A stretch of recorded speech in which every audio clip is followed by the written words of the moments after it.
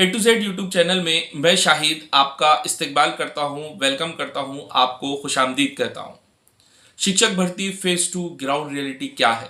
जी हाँ, आज हम इस वीडियो के जरिए यही समझने की कोशिश करेंगे कि जो शिक्षक भर्ती का फेज 2 होने जा रहा है उसकी ग्राउंड रियलिटी क्या है। तो सबसे पहले मैं आपको बताता चलूं कि ये शिक्षक भर्ती 2022 का फेज 2 है जो अभी फिलहाल शुरू है, लेकिन इसमें इतने ज़्यादा चेंजेस, इतने ज़्यादा उतार चढ़ाव और इतनी ज़्यादा ट्विस्ट एंड टर्न आए हैं कि जो इसके एस्पेरेंट्स हैं, जो इसके अभियोग्यता धारक हैं, जो इसके मुंतज़िर लोग हैं यानी हम लोग, वो बहुत ज़्यादा परेशानियों का शिकार हैं। बार बार शासन प्रशासन के बदलते मापदंड, उनके पैमाने और उनकी अलग अलग योजनाओं का हम लोग शिकार होते नजर आ रहे हैं। फेज 1 बहुत अच्छी तरीके से कंप्लीट हुआ और फेज 2 की कार्रवाई जारी हुई। ये बात सब एस्पिरेंट बहुत अच्छी तरीके से जानते हैं कि पहले ही नोटिफिकेशन के जरिए बता दिया गया था कि 35,000 शिक्षक भर्ती की जाने वाली है, जो स्टेप बाय स्टेप यानी टप्पो टप्पो में की जाने वाली है। इसी तरह फेज 1 का टप्पा 1 तो कंप्लीट, फेज 1 मतलब जिसको टप्पा 1 कहेंगे वो कंप्लीट हुआ और फेज 2 की कार्रवाई शुरू हुई। लेकिन इसमें जो इसका बेस था, जो इसकी बुनियाद थी, जो इसकी शुरुआत थी, जिस बेस पर ये होने वाला था उस पैमाने को ही बदल दिया गया और वो बदला गया संच मान्यता 2024-25 के नाम पर। जी हाँ, मैं आपको बताता चलूं कि शिक्षक भर्ती का फेज 2 जो होने वाला था वो फेज 1 की रोकी गई 10% वैकेंसी पर होने वाला था। साथ ही साथ रिक्त, अपात्र और गैर हाजिर इस पर होने वाला था, जिसकी डिटेल मैं बहुत सारे वीडियोस में बहुत मर्तबा दे चुका हूं। फेज 1 में यूं हुआ था कि 80% वैकेंसी अपलोड करने या उसको फिल करने का राज्य शासन को वित्त विभाग से परमिशन मिल गई थी, लेकिन कुछ प्रॉब्लम्स की वजह से, कुछ जगह के रोस्टर में कुछ प्रॉब्लम्स की वजह से ये तय पाया कि 10% वैकेंसी जो है फेज 1 की वो रोक ली जाएगी। तो जिन लोगों ने ये वैकेंसी रोकी थी उस वक्त इन्होंने ये न्याय किया था, इंसाफ किया था। जो आमदार साहब थे, जो भी राज्य नेता लोग थे, जो भी जनप्रतिनिधि थे, उन्होंने उस वक्त, उनको ऐसा लग रहा था कि ये अगर 80% पूरी वैकेंसी अपलोड हो जाएगी तो एक मखसूस कास्ट के साथ, एक खास कास्ट के साथ अन्याय होगा। इसलिए उनको न्याय देने के लिए उस वक्त 10% वैकेंसी शालेय विभाग ने यानी एजुकेशनल डिपार्टमेंट ने रोक ली थी और ये तय किया गया था कि जब इसका फेज 2 किया जाएगा तो ये रोकी गई 10% वैकेंसी प्लस उस वक्त जो वैकेंसी खाली रह जाएगी और फेज 1 के जो कैंडिडेट अब्सेंट रहेंगे और डिस्क्वालीफाई हो जाएंगे डॉक्यूमेंट वेरिफिकेशन में, उनको लिया जाएगा। इसको इन शॉर्ट कहा गया 10% रिक्त, अपात्र और गैर हाजिर। इस पर ये फेज 2 होने वाला था। अब ये था लफ्ज अनफॉर्चुनेटली मुझे क्यों कहना पड़ रहा है, क्योंकि अचानक से एक नई पॉलिसी गवर्नमेंट ने लॉन्च कर दी, या एक नई संच मान्यता जो 2022 की शिक्षक भर्ती का फेज 2 था उसके ऊपर संच मान्यता 2024-25 अप्लाई कर दी गई। ये सरासर नाइंसाफी है, जिसकी वजह से क्या हुआ कि टीचर एक्सेस हो गए। नई संच मान्यता का धोरण इतना अजीबोगरीब है, मैंने अपने चैनल पर उसको पोस्ट किया है, जो सरासर टीचर्स के हक में नहीं है, एस्पिरेंट्स के हक में नहीं है, जिसकी वजह से जो दूर दराज की स्कूलों के अंदर, छोटे छोटे गांव के अंदर 10-15 लोग बच्चों की स्कूल जो है वो बंद हो जाएगी। और पता नहीं ये राज्य शासन ने क्या सोचकर ये फैसला लिया है। और ये हमारे जो शिक्षा का मूलभूत अधिकार है यानी तालीम का बुनियादी हक है, आर्टिकल 14 जो हमारे संविधान में लिखा गया है, उसके भी सीधा सीधा खिलाफ जाता है। और इसके लिए बहुत सारे लोग कोर्ट जाने की तैयारी में भी है, लेकिन कोर्ट जाकर होगा क्या? फैसला मिलेगा भी, इंसाफ मिलेगा भी, तो उसको डिले हो जाएगा, बहुत देर हो जाएगी। और देर से मिला इंसाफ आधे इंसाफ के बराबर होता है।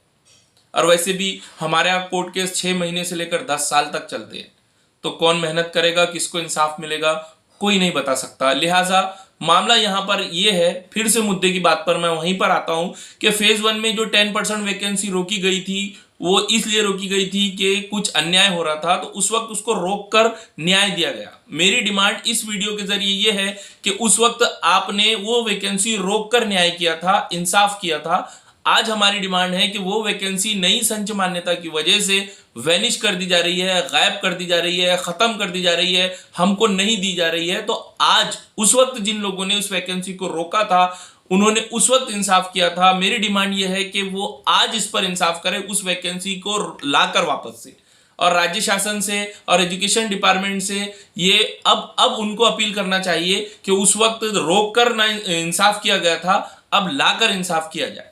ये हमारी डिमांड है। क्योंकि सोचिए आप, अगर वो 10% वैकेंसी उस वक्त आ जाती तो मेरे जैसे लोग जो मेरिट से 1 नंबर 2 नंबर 3 नंबर 4 नंबर दूर हैं, वो आज यहां पर नहीं बैठे होते, या वो वेटिंग में नहीं होते, या वो फेज 2 के लिए स्ट्रगल नहीं कर रहे होते। वो 10% वैकेंसी अगर उस वक्त दे दी जाती तो बहुत सारे कैंडिडेट लग जाते। लगभग वो 10% वैकेंसी सब मीडियम की मिलाकर 5000 के करीब होती है, और अगर उर्दू मीडियम की वैकेंसी देखी जाए तो वो 500 के करीब होती है।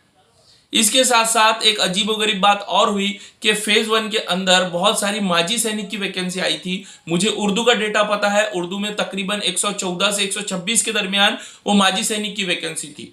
और उर्दू के लिए एक स्पेशल जीआर भी है कि फेज 1 होने के बाद, पहला राउंड होने के बाद, जो कि कास्ट और हॉरिजेंटल वर्टिकल का होता है, वो होने के बाद एक स्पेशल जीआर है कि जो भी वैकेंसी उर्दू माध्यम में नहीं मिलती है उसको कन्वर्ट करके उसका एक स्पेशल राउंड लगाया जाता है, जिसे कन्वर्ट टू ओपन राउंड कहते हैं, और वो वैकेंसी वहां पर फिल की जाती है।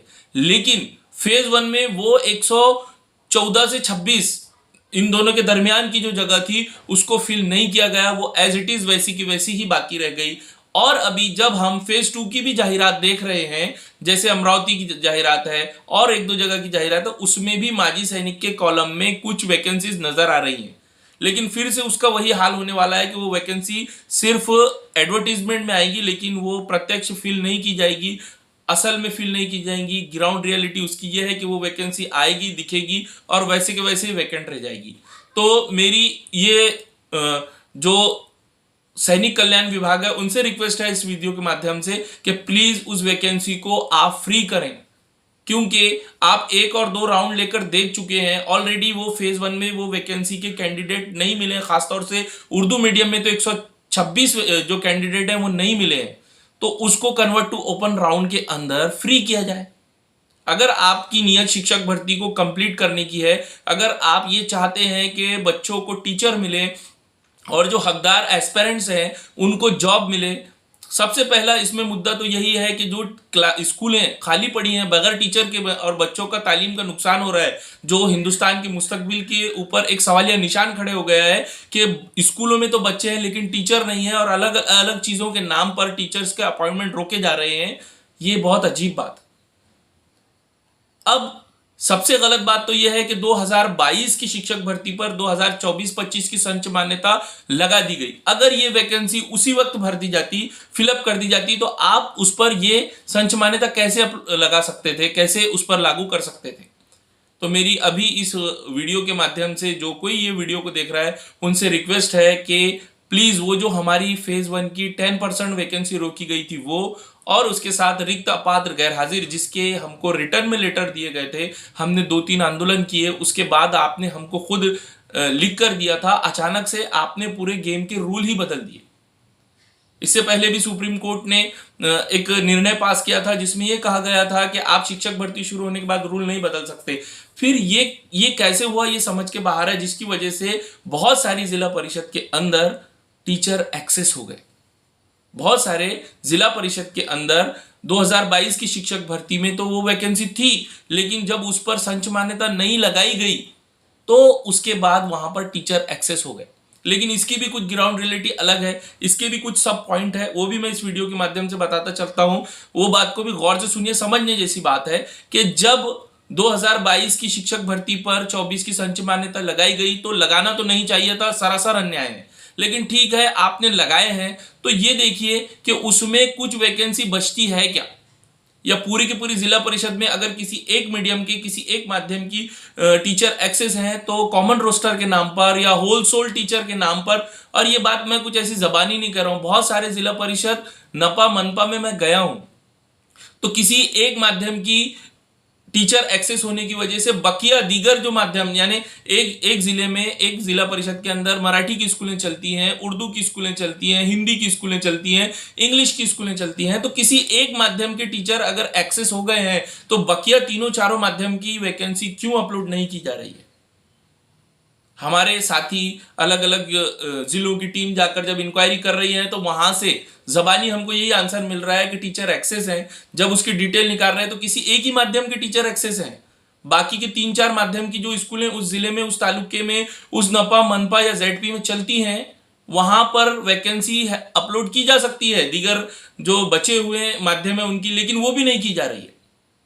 फिर उसके बाद एक अजीबोगरीब ग्राउंड रियलिटी और सामने आई है, वो ये है कि सिर्फ टाइम पास का खेल शुरू है। एक तो छुट्टियां बार बार आती जाती हैं, फिर रोस्टर कंप्लीट नहीं है, ये त्रुटि है, वो त्रुटि। इवन लिटरली हमको ये आंसर मिल रहा है कि मावक ऑफिस जाने के लिए बंदा नहीं है हमारे पास में। अब ये सरकारी काम क्या है, वो भी एस्पिरेंट्स लोग करेंगे, अभियोग्यता धारक लोग करेंगे। मैं खुद गया हूं तो मुझे इस तरीके के जवाब मिले हैं कि वहां जाने के लिए कोई नहीं है। फिर हमको एक टीम वहां पर खड़े करने पड़ी उनका वेलकम करने के लिए, एक टीम को यहां से रवाना करना पड़ा। मावक ऑफिस में स्पेशल एक दिन दिया जाता है कि जैसे इस मंडे को फला जिले के लोग आएंगे, तो फिर उनका नंबर अगले ही मंडे को लगता है, यानी 8 दिन के बाद ही लगता है। और इतनी लापरवाही है कि सुबह 10-11 बजे इन लोगों ने मावक ऑफिस में तमाम डिटेल लेकर पहुंचना चाहिए था, लेकिन ये लोग 3-4 बजे तक, 5 बजे तक भी नहीं पहुंच रहे, वहां ऑफिस बंद होने के बाद भी नहीं पहुंच रहे। सिर्फ नॉमिनल वर्क हो रहा है। इसका जिम्मेदार कौन है?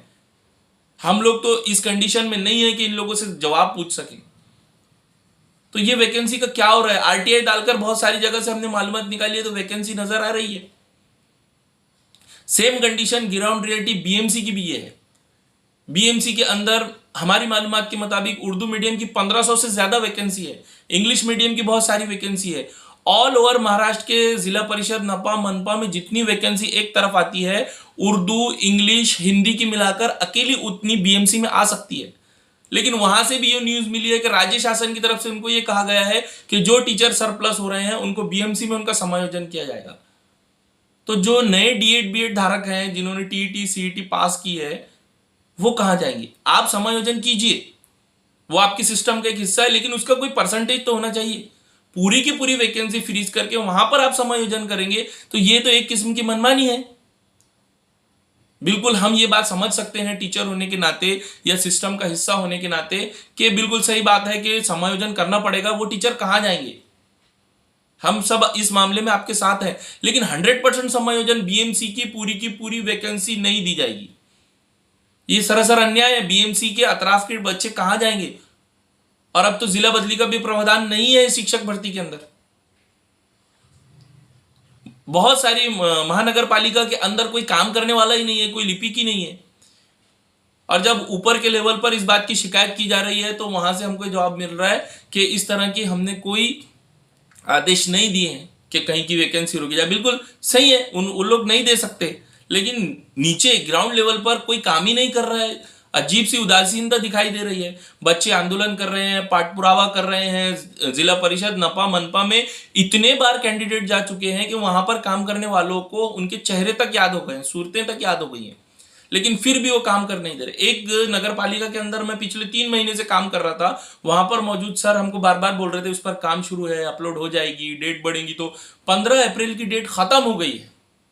जब हम लास्ट टाइम उनके पास गए तो उन्होंने कहा कि नहीं अपलोड हो सकती, हमने काम नहीं किया, हमको काम आता ही नहीं था, हमारे पास ये नहीं था, वो नहीं था करके डेट समाप्त कर दी गई। अब उस जगह की वैकेंसी कैसे अपलोड होगी और इसका जवाबदार कौन होगा? क्योंकि शिक्षक भर्ती तो 17 में हुई थी तो 25 में हो रही है,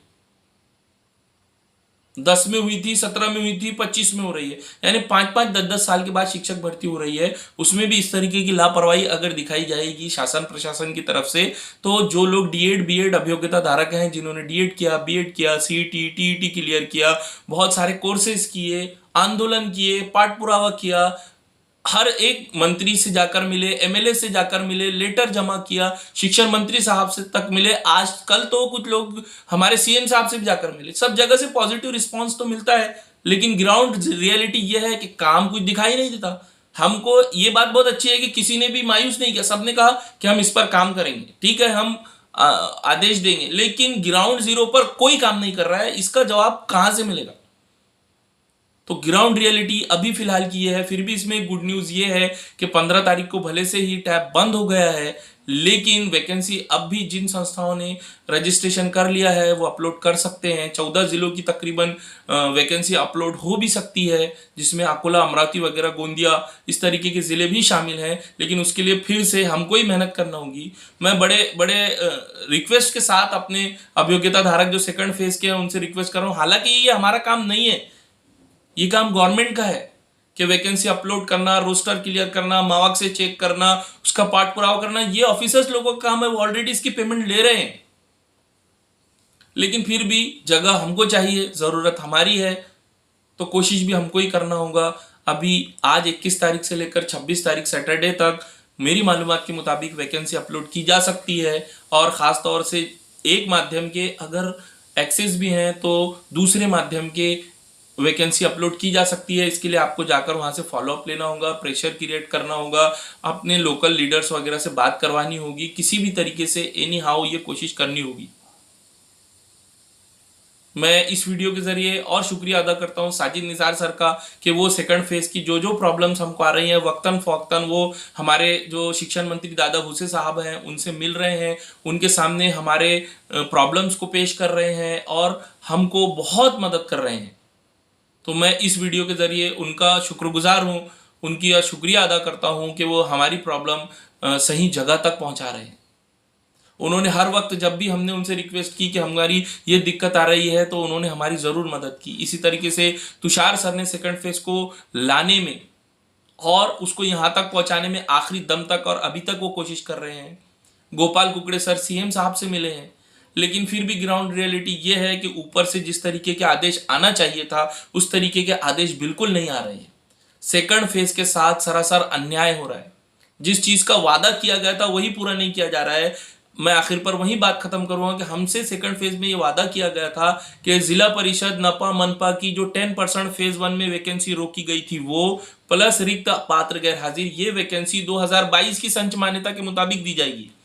लेकिन अचानक से ये अन्यायकारक निर्णय कैसे लिया गया, क्यों लिया गया, समझ में नहीं आता कि 22 की भर्ती के ऊपर 24 की संच मान्यता अप्लाई करके जगह ही गायब कर दी गई, टीचर ही एक्सेस कर दिए गए।